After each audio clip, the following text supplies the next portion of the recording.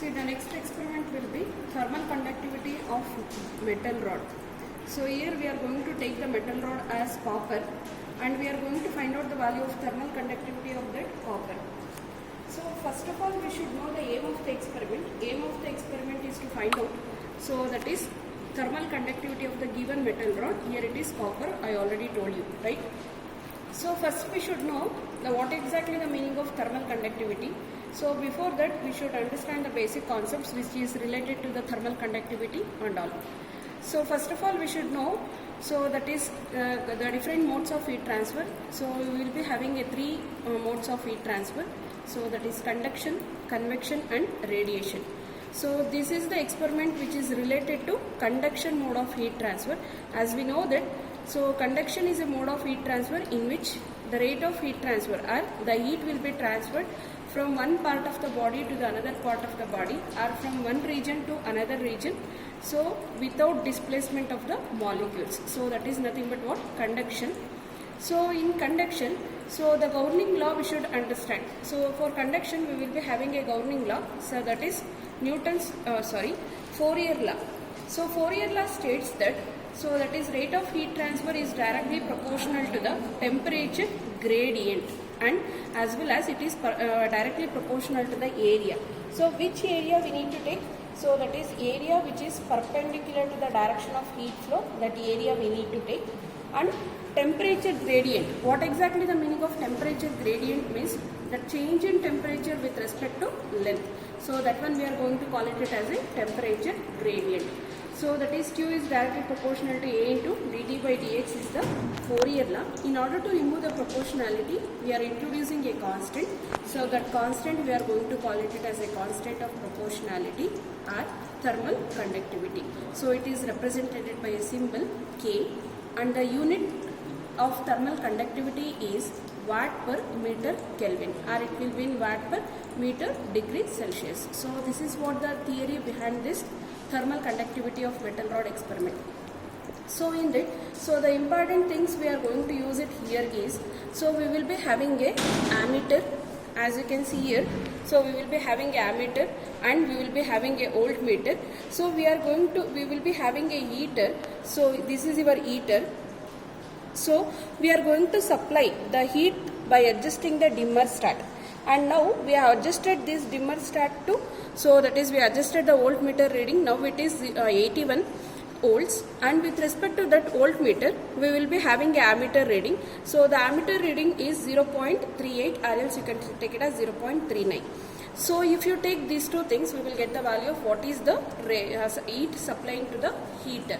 So this is what about the how we are going to supply the heater, and we will be having a, so that is temperature indicator that will indicates the temperatures of different thermocouples. So which are the different thermocouples we are going to use it with? Here we will be having 11 different thermocouples. I will tell you that. So the metal rod, here you can see. So this is the that is where we are going to connect the metal rod. So inside this we will be having a metal rod and this is your heater. So metal rod will be connected to your heater. So that is the conduction mode of heat transfer will be takes place, because the heater is a solid and your metal rod will be a solid. So the heat will be transferred between the two solids. So that one we are going to call it as a conduction mode of heat transfer. Okay. So inside this, so I will show the diagram.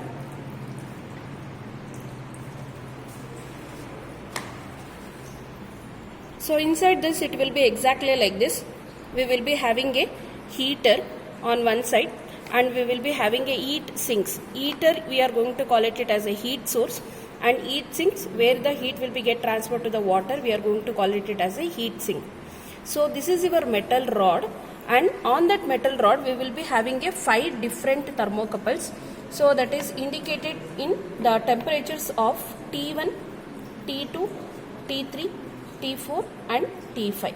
So these are the thermocouples we are going to use, which are attached on the metal rod, and it will be having a difference. So that is the difference between each thermocouple will be 60 millimeter, as you can see here. Okay.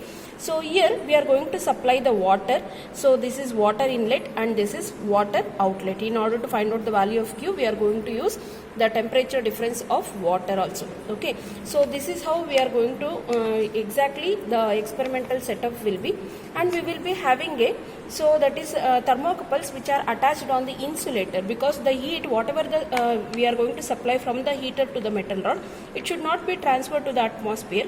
For that purpose we are going to, so that is attach the insulators. So we will be having a 4 thermocouples which are attached on the insulators. So that is T7, T8, T9 and T10.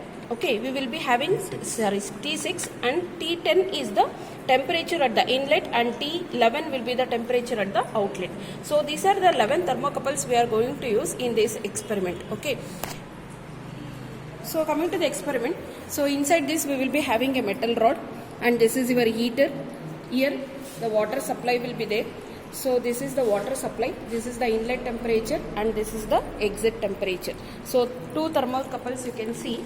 So this is the water inlet temperature thermocouple and this is the water exit temperature thermocouple. Okay, so here we will be having a rotometer. So rotometer is nothing but, so it is a device which is used to measure the flow rate, right? So here we can take, so that is upper one we need to take, it is adjusted to 0.2. So it will be in LPM. So that will be in liters per minute. We are going to convert that one to kg per second. It should be divided by 60. So this is how we are going to arrange the experimental setup. Now I will tell you how to conduct the experiment. So first we are going to, so adjust the dimmer stat to the respective voltage. Then we are going to note on the ammeter reading. Then after that, so in e-transfer lab, almost all the experiment we are going to conduct once it is reached to steady state. So what exactly the meaning of steady state means? So steady state is nothing but temperature will not vary with respect to time. So now it is reached to steady state because we have switched on the experiment 1 hour or 1.5 hours before only. Once it's reached to steady state, we are going to note on the readings. Okay, so what are the things we are going to note on here means, just we are going to take the temperatures, that is T1, T2, T3, T4, T5. So these are the 5 thermocouples which are attached on the metal rod, and we will be having a T6, T7, T8, T9. So these are the temperatures of the insulators, and again we will be having T10 and T11. So T10 and T11 are the water inlet and water outlet temperatures. So just we are going to note down all the 11 thermocouple readings which is indicated in the temperature indicator, and we are going to note down the rotometer reading. So that is, it will be in LPM. So this is how we are going to conduct the experiment. So next we are going to discuss about the calculation part. So now coming to the calculation part. So here we are going to take down, that is flow rate of water. We are going to note down it by using a rotometer. So that is, we have adjusted to 0.2. It will be in LPM and it will be in cc per minute. So we are going to convert that one to kg per second. So if you want to convert, so from LPM to kg per second, it should be divided by 60. So 0.2 divided by 60, that will give the value of 3.33 into 10 power minus 3. So next we have taken the water temperature. So that is T10 is the water inlet temperature, T11 is the water outlet temperature. So that is 30 and 31.2 we are getting. So now temperature of the metal rod. So already told you we have taken 5 thermocouples on the metal rod. So T1, T2, T3, T4, T5. So the value of T1 we got 51.5, T2 as 47.7, T3 47.6, T4 43.6, T5 40.6. So now the temperature of the insulating material also, so that is from T6 to T9. T6 value we got 30.4, T7 29.8, T8 29.3 and T9 value will be 28.5. Now coming to the calculation part. So first we need to find out the value of Q. The value of Q can be calculated by, so that is heat carried away by the water. So using this we can easily calculate the value of Q. The formula to find out the value of Q will be, so that is m dot W, that is mass flow rate of water, into specific heat of water into temperature difference and the inlet and the exit. So mass flow rate we already taken from the rotometer itself. So that is 3.3 into 10 power minus 3. So the specific heat of water, as we know, it is 4.187 kilojoules. Delta T is nothing but the temperature difference. So temperature difference at the inlet is 30 and at the exit is 31.2. So if you do the calculation, we are getting the negative answer because the exit temperature is higher than the inlet temperature. So it is minus 0.0167 kilojoule per second, and it will be kilowatts. Now, as we know from the Fourier law, Q is directly proportional to A into dt by dx. So that is temperature gradient. So in order to remove that proportionality, we are introducing a constant. That constant is known as thermal conductivity. So here the negative sign indicates that as the length of the material or the metal rod increases, the temperature goes on decreasing. That is the indication or representation of that negative sign. So area of the rod we can calculate by using pi by 4 d square. So d is the diameter of that metal rod. It is there in the specification. So that is 35 millimeter, 35 into 10 power minus 3 whole square. So the area of the metal rod we are getting 9.621 into 10 power minus 4. It will be millimeter square. So now we need to find out the value of thermal conductivity by using the same formula. So K will be equal to minus Q divided by A into dt by dx. We already calculated the value of Q and we know the value of area. Just we need to find out the value of dt by dx by using the graph. Okay. Now we are going to plot the graph.